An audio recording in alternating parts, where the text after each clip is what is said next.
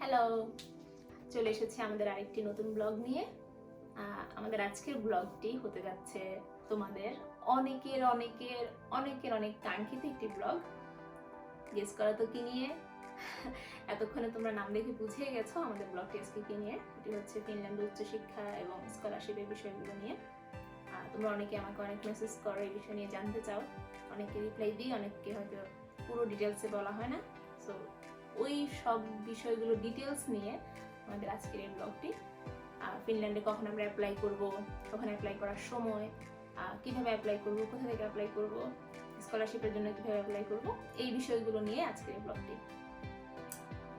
So ফিনল্যান্ডে apply করার সময় মূলত দেখা যায় নভেম্বর থেকে শুরু হয় এবং এটি শেষ হয় জানুয়ারিতে গিয়ে। এই সময়ের মধ্যে ডেটগুলো আসলে ইউনিভার্সিটি ভ্যারি করে।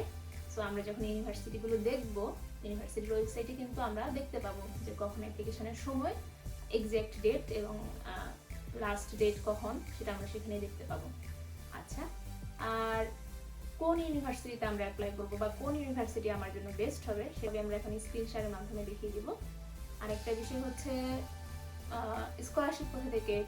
স্কলারশিপের জন্য কোথা থেকে অ্যাপ্লাই করতে হবে সেটাও ইউনিভার্সিটির ওয়েবসাইটে দেওয়া থাকে। আমরা সেগুলো দেখিয়ে দিব তোমাদেরকে, পুরো প্রসেসটি দেখিয়ে দিব। এই তো পুরো প্রসেসটি দেখার জন্য পুরো ভিডিওটি দেখতে হবে তোমাদেরকে এবং আমাদের সাথে থাকতে হবে এবং পুরো ভিডিওটি শেষ পর্যন্ত দেখো, তাহলে তোমরা বুঝতে পারবে। ওকে, তো আমরা আমাদের পছন্দের সাবজেক্ট বা আমাদের পছন্দের ইউনিভার্সিটি আমাদের প্রিভিয়াস স্টাডি অনুযায়ী বা ফিল্ড অনুযায়ী কিভাবে খুঁজে পাবো সেটি দেখব। প্রথমে আমরা স্টাডি ইন finland.fi এই ওয়েবসাইটে যাব, যেখানে কিনা ফিনল্যান্ডের সকল ইউনিভার্সিটির ইনফরমেশন আমরা পেয়ে যাব। তো আমরা আমাদের পছন্দের সাবজেক্ট ফিনল্যান্ডের কোন ইউনিভার্সিটিতে পেতে পারি বা আমাদের প্রিভিয়াস ব্যাকগ্রাউন্ড অনুযায়ী আমাদের সাবজেক্ট কিভাবে পেতে পারি বা স্কলারশিপের সম্পর্কে যে বিষয়গুলো, এগুলো সবগুলো আমরা অ্যাট এ গ্লান্স যে ওয়েবসাইটে পেয়ে যাব, সেটি হচ্ছে studyinfinland.fi ওয়েবসাইট। সো আমরা প্রথমে ওই ওয়েবসাইটে গিয়ে দেখি কি পাওয়া যায়। studyinfinland.fi। সো এই ওয়েবসাইটে আসলে আমরা সবার আগে যেটা দেখতে পাচ্ছি যে ফিনল্যান্ডে কতগুলো ইউনিভার্সিটি আছে এবং অ্যাপ্লাইড সায়েন্সেস ইউনিভার্সিটি আছে।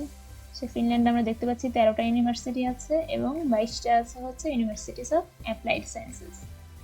ওকে, আমরা এখন হোম থেকে দেখতে পাবো কি কি ইউনিভার্সিটিস অ্যাজ এ লিস্ট অনুযায়ী দেখতে পাবো। অ্যাডমিশন প্রসিডিউর সম্পর্কে জানতে পারবো, এখান থেকে কি কি ব্যাচেলার অ্যান্ড মাস্টার্স প্রোগ্রাম সম্পর্কে জানতে পারবো, ডক্টরাল অ্যাডমিশন সম্পর্কে জানতে পারবো। তারপর আমরা স্কলারশিপের প্রসিডিউর দেখতে পাবো এবং ফিনল্যান্ডে লাইফটা কেমন, স্টুডেন্ট লাইফ বা রেসিডেন্স পারমিট, অ্যাকোমোডেশন, ওয়ার্কিং, এগুলো সম্পর্কে এই ওয়েবসাইট থেকে আমরা অ্যাট এ গ্লান্স একটা ধারণা পেয়ে যাব। সো প্রথমে এখান থেকে আমি আমার পছন্দের ইউনিভার্সিটি খুঁজে নিতে পারবো। প্রথমে আমরা ইউনিভার্সিটিস অ্যাজ লিস্ট এখানে ক্লিক করব। তারপর যেটা করব, আমরা আমাদের পছন্দের ডিগ্রি অনুযায়ী, আমাদের ফিল্ড অফ স্টাডি অনুযায়ী, ইউনিভার্সিটি টাইপ অনুযায়ী আমরা এটাকে ফিল্টার করে নেব। সাপোজ আমি হচ্ছে ইউনিভার্সিটিতে অ্যাপ্লাই করব, অ্যাপ্লাইড সায়েন্সে না, সো আমি ইউনিভার্সিটিতে ক্লিক করব। দেন আমার ডিগ্রি চুজ করব, আমার ডিগ্রি সাপোজ মাস্টার, সো আমি মাস্টার্স ডিগ্রি চুজ করব। ফিল্ড অফ স্টাডি, আমাদের যার ফিল্ড অফ স্টাডি যেটা আমরা সেটা চুজ করব। সো এখানে আমি আমারটাই বলছি, আমি হেলথ অ্যান্ড ওয়েলফেয়ার ফিল্ড থেকে, সো আমি এটা ক্লিক করব। এবার আমি যেটা দেখতে পাবো, আমার ফিল্ডের জন্য মাস্টার্স ডিগ্রি প্রোগ্রামের জন্য ফিনল্যান্ডে যে ইউনিভার্সিটিগুলো আছে সেগুলো আমাকে দেখাবে। সো এখানে আছে Tampere University, University of Eastern Finland, University of Helsinki, University of Jyvaskyla, University of Oulu. So এই ইউনিভার্সিটিগুলো আছে, আরও আছে, আমরা চাইলে সেগুলো দেখতে পাবো। ওকে, সো আমি এখন যেটা করব, সাপোজ এখানে ইউনিভার্সিটিগুলো দেখে আমি এখন ইউনিভার্সিটি সম্পর্কে জানতে চাই, তাহলে আমি সেই ইউনিভার্সিটির ওয়েবসাইটে এখান থেকেই চলে যাব। সাপোজ আমি ইউনিভার্সিটি অফ ইস্টার্ন ফিনল্যান্ড সম্পর্কে জানতে আগ্রহী, সো আমি হোম পেজে চলে যাব এখান থেকেই। এখন ইউনিভার্সিটি অফ ইস্টার্ন ফিনল্যান্ডের হোম পেজে আসার পরে আমি তাদের অ্যাডমিশন প্রসিডিউর সম্পর্কে জানতে চাই। সো আমি স্টাডি এট ইউএফ, অর্থাৎ ইউএফ মানে হচ্ছে university of Eastern Finland. So সেখানে দেখি কি আছে। সো এখানে আমি ওদের সম্পর্কে ইউনিভার্সিটি অফ ইস্টার্ন ফিনল্যান্ড কি কি অফার করছে সেইগুলো সম্পর্কে একটা ধারণা পাবো। তাদের কতজন ইন্টারন্যাশনাল স্টুডেন্টস আছে, দেন ন্যাশনালিটিস অফ স্টুডেন্টস আছে, মাস্টার্স ডিগ্রি প্রোগ্রাম কতগুলো আছে সেটা এখানে বলা আছে। এখন মাস্টার্স ডিগ্রি প্রোগ্রামস, সো আমি লার্ন মোরে ক্লিক করলাম।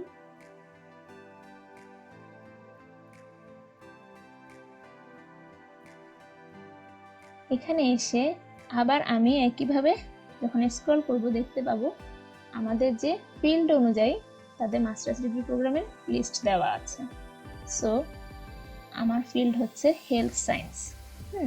যার যে ফিল্ড সে সেটাতে ক্লিক করে যাবে। যার এডুকেশন সে এডুকেশনে ক্লিক করবেন, যার হিউম্যানিটিস সে হিউম্যানিটিসে ক্লিক করবেন। সো আমি হেলথ সায়েন্সের এক্সাম্পল দিয়ে দেখাচ্ছি। Okay, so University of Eastern Finland health সায়েন্সের জন্য পাবলিক হেলথ অফার করছে এবং এটার ক্যাম্পাস হচ্ছে কোপিওতে। এবং ইউনিভার্সিটি অফ ইস্টার্ন ফিনল্যান্ডের দুইটা ক্যাম্পাস, একটা ইউনসুতে একটা কোপিওতে। সো পাবলিক হেলথ হচ্ছে কোপিও ক্যাম্পাসে। আমি এখন পাবলিক হেলথ সম্পর্কে জানতে ইন্টারেস্টেড, সাপোজ আমার পছন্দের সাবজেক্ট। সো আমি এটি সম্পর্কে জানতে চাই যে এটি কীভাবে অ্যাপ্লাই করবো বা কী কী রিকোয়ারমেন্টস লাগবে। সো আমি যখন পাবলিক হেলথে আসছি তখন আমি পাবলিক হেলথ সম্পর্কে একটা বেসিক ধারণা পাবো এই ইউনিভার্সিটির। আর আমি যখন স্পেসিফিক ইউনিভার্সিটির ওয়েব পেজে চলে যাব তখন সেই ইউনিভার্সিটির সেই স্পেসিফিক সাবজেক্টের জন্য স্পেসিফিক যে রিকোয়ারমেন্টস আছে সেটি আমি জানতে পারবো। সো এখানে আমি দেখতে পাচ্ছি যে তাদের, আমি যখন কি ইনফরমেশনটা দেখব আমি মোটামুটি একটা আইডিয়া পেয়ে যাব। সো দেখতে পাচ্ছি যে তারা এই প্রোগ্রামে বছরে 25 স্টুডেন্টস নিয়ে থাকে এবং এই প্রোগ্রাম ডিউরেশন হচ্ছে 2 ইয়ার্স আর এটা ফুল টাইম। এই 2 ইয়ার্স ফুল টাইমের মধ্যে 120 ECTS ক্রেডিটস কমপ্লিট করতে হবে। আর ডিগ্রিটা অবশ্যই মাস্টার্স ডিগ্রি হেলথ সায়েন্সে। সো এখানে ট্র্যাকস আছে 4টা, অর্থাৎ মেজর ট্র্যাক 4টা। এপিডেমিওলজি আছে, পাবলিক হেলথ নিউট্রিশন আছে, globe culture and public health, health promotion and nursing science. So যে যে ট্র্যাক চুজ করে এই 4টা থেকে করতে পারবে। এরপরে ল্যাঙ্গুয়েজ অফ ইনস্ট্রাকশন অবশ্যই ইংলিশ এবং ক্যাম্পাস কোথায় আমি বলে দিয়েছি। আর এই প্রোগ্রাম যেমন এখানে এখন আমাকে দেখাচ্ছে next starts September 2020। So already এর জন্য অ্যাপ্লিকেশন সেশন পার হয়ে গেছে। সো এখন আমরা যারা অ্যাপ্লাই করব তারা হচ্ছে সেপ্টেম্বর 2021 এর জন্য অ্যাপ্লাই করব। এখন আমাদের জানতে হবে এই পাবলিক হেলথের কি কি রিকোয়ারমেন্টস লাগবে। আমি যদি পাবলিক হেলথে অ্যাপ্লাই করতে চাই বা আমার ব্যাকগ্রাউন্ড কি কি থাকতে হবে। ওকে, নাও হাউ টু অ্যাপ্লাই। আমি যখন স্ক্রল করব দেখব হাউ টু অ্যাপ্লাই। এখানে এসে আমি দেখতে পাবো admission requirements. So admission requirements গুলো কি কি, এখানে আরেকটা ফ্যাক্ট হচ্ছে তারা বলছে admission requirements will be updated in September 2020। So next যারা অ্যাপ্লাই করবে তাদের জন্য তারা কিন্তু অ্যাডমিশন রিকোয়ারমেন্টস আবার আপডেট করে দিবে। এই সময়ে নতুন কিছু যদি অ্যাড হয় সেটা তারা বলে দিবে। ওকে, সো পাবলিক হেলথে অ্যাপ্লাই করার জন্য আমার প্রিভিয়াস স্টাডি কি রিলেটেড থাকতে হবে সেটি ওরা এখানে বলে দিয়েছে। Health, medicine, dentistry, nutrition, pharmacy, psychology, nursing, midwifery, veterinary, environmental sciences আর অ্যাপ্লাইড ইঞ্জিনিয়ারিং। সো যে সাবজেক্টগুলো হেলথের সাথে লিঙ্ক আপ আছে সেই সাবজেক্ট থেকে ব্যাচেলর করা থাকতে হবে এবং যেটা কিনা 180 ECTS এর ইকুইভ্যালেন্ট হতে হবে। আচ্ছা, এরপরে আমাদের দেখতে হবে ল্যাঙ্গুয়েজ রিকোয়ারমেন্টস। সো এখানে আমরা দেখতে পাচ্ছি তারা কি কি অ্যাকসেপ্ট করে। IELTS অ্যাকসেপ্ট করে, TOEFL অ্যাকসেপ্ট করে, PTE অ্যাকসেপ্ট করে, ক্যামব্রিজ ইংলিশ কোয়ালিফিকেশন অনুযায়ী C1 C2 এই জিনিসগুলো তারা অ্যাকসেপ্ট করে। সো আমরা ইউজুয়ালি যেটা করি IELTS অথবা TOEFL দিয়ে থাকি। সো IELTS এর যে রিকোয়ারমেন্ট সেটা হচ্ছে overall 6.5 minimum 6 in writing. So আমাদের এই জিনিসটা খেয়াল রাখতে হবে যে আমাদের ওভারঅল আইএলটিএস স্কোর 6.5 হলেও আমাদের রাইটিংয়ে 6 থাকতে হবে। কিন্তু আমি যদি ওভারঅল 7ও পাই কিংবা 7.5ও পাই, বাট আমার রাইটিংয়ে যদি 6 না হয়ে 5.5 হয়, সেক্ষেত্রে কিন্তু আমরা অ্যাপ্লাই করতে পারবো না। সো এই জিনিসটা আমাদের খেয়াল রাখতে হবে। আর এই জিনিসটা জানার জন্য আমাদের প্রত্যেকটা প্রোগ্রামে আলাদা আলাদা করে দেখতে হবে। এক এক প্রোগ্রামের রিকোয়ারমেন্টস কিন্তু এক এক রকম হয়। ওকে, আর টোফেলের জন্য হচ্ছে 90 এবং রাইটিংয়ে মিনিমাম 22। সো এরপর আসছে আমাদের লেটার অফ মোটিভেশন।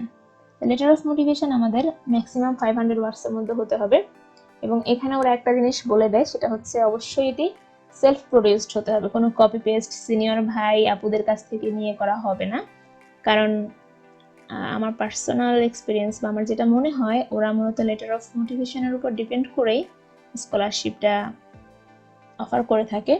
কারণ অন্য জিনিসগুলো আছে, বাট লেটার অফ মোটিভেশন অনেক বেশি গুরুত্বপূর্ণ এই ক্ষেত্রে, কারণ এখানে স্কলারশিপের জন্য আলাদা করে কোনো অ্যাপ্লিকেশন নেই। সো লেটার অফ মোটিভেশনটা যত সুন্দর হবে বা যত ভালো হবে, স্কলারশিপ পাওয়ার চান্সেস তত বেড়ে যাবে। এরপর আসি অ্যাপ্লিকেশন প্রসেস।